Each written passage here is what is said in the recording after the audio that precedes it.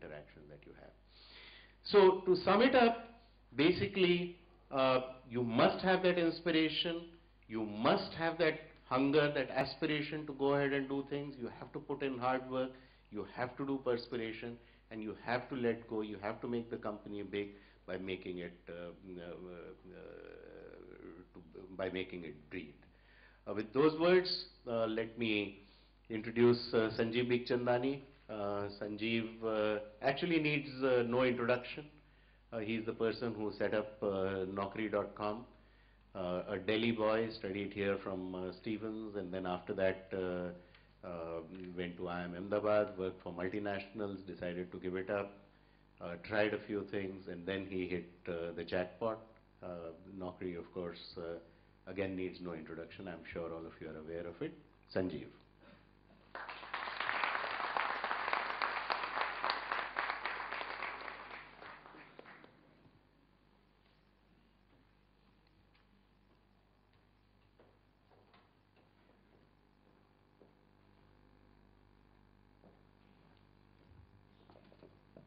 Thanks, PG.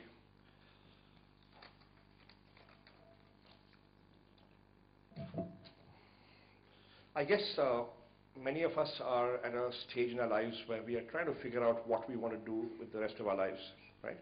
What career, what job, entrepreneurship, not entrepreneurship, if entrepreneurship, when, which type of venture, and so on.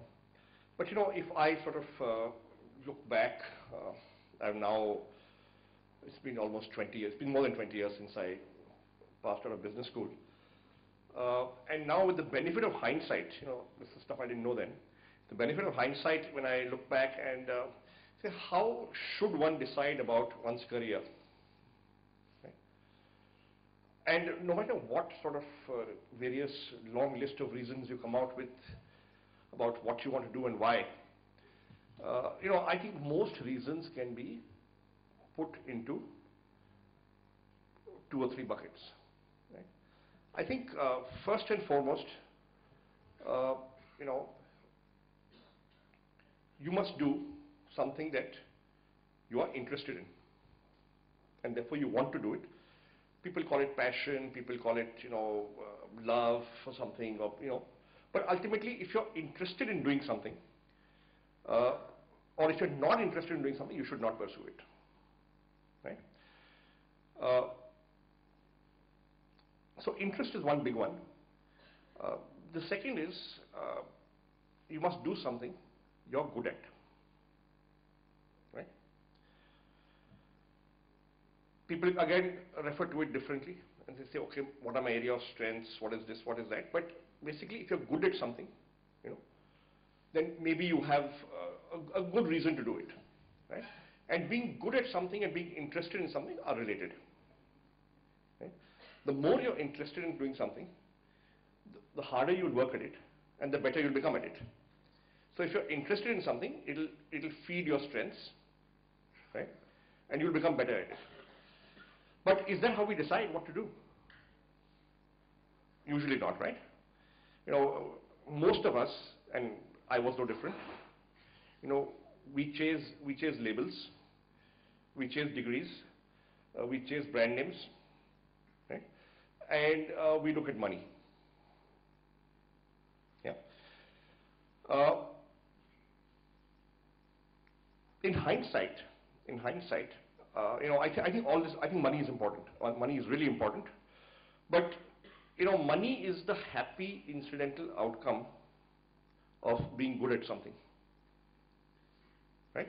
And therefore, when you decide on your careers, or what jobs to take, or what jobs to look for, or what to do, you know, over the next 3-5 years in your careers, most of us, I know, will be chasing big brand companies, will be, you know, looking at salaries.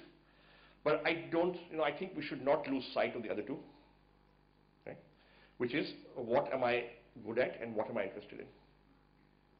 Yeah. And, you know, so for the first 5 years of my career, you know, I worked in big brand companies. You know, I had got the right labels. I had studied economics at St. Stephen's. I had, you know, done my MBA from IIM-UBS. And I worked in 2 multinationals, total of about 5 years, when I quit my job. right? Because after 5 years of working, I kind of figured that, look, this is not what I want to do. Right? I would much rather be an entrepreneur. Yeah. And this thing had, this is a thought I had had for a long, long time since I was very young. That look, at some point in time, I should think of being independent, starting my own company, and so on. But there's a parallel track which was of your traditional sort of security, safety, the right degrees, the right companies, but 5 years into my job or into my career, I decided to quit.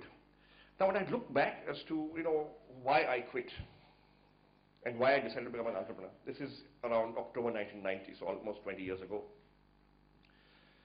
I used to go to office, and after a while I figured out that, look, I can see my future if I continue in this career. And so 5 years, I was a product executive. Right? I was in the marketing department. I was handling the brand Horlicks, big brand, prestigious brand, large, profitable brand. If you're seeking a career in FMCG marketing, it's a great assignment. Okay, and I could see my future. I thought, that look, if I stay here for 5 years more, and I'm good, I'll probably be in that cabin. And if I stay here for 15 years more, I'll probably be in that cabin. Yeah. Or if I switch jobs, maybe I'll be in some other company. But so I could see that, okay, in about 20 years' time, I can be head of marketing somewhere. Yeah. And then I asked myself, is that what I really want to do? Or is that what I want to be? And I used to look at what I was doing every day in office, and I had figured that there was me, then there was my boss, then there was his boss, then there was his boss, and then there was the MD of the company, right? And the kind of work I used to be assigned to do or tasked to do, in about 2-3 months I was clear that, maybe an 8th or 10th class pass with good communication skills, good English, right, could do that job.